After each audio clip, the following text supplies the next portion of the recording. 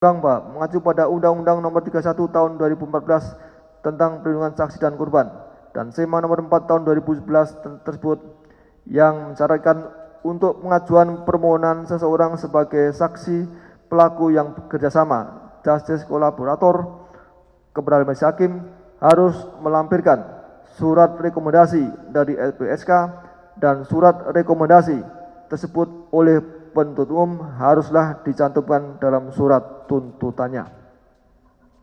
Menimbang bahwa berdasarkan pertimbangan seperti atas, oleh karena penasihat hukum terdakwa dalam mengajukan permohonan agar terdakwa ditetapkan sebagai saksi pelaku yang bekerja sama justice kolaborator tidak melampirkan surat rekomendasi dari LPSK, maka permohonan tidak memenuhi prosedur sehingga haruslah dinyatakan tidak dapat diterima.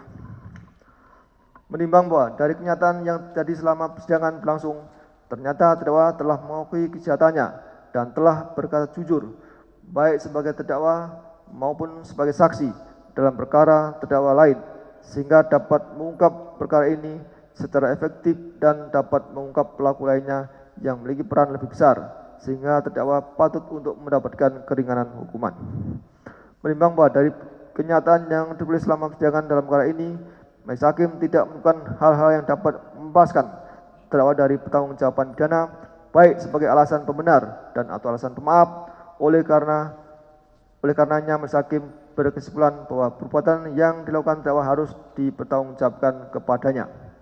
Menimbang bahwa oleh karena terdakwa terbukti bersalah melakukan tindak pidana sebagaimana dakwaan tersebut, maka terdakwa haruslah dijatuhi hukuman yang setimpal dengan perbuatannya tersebut berupa pidana penjara.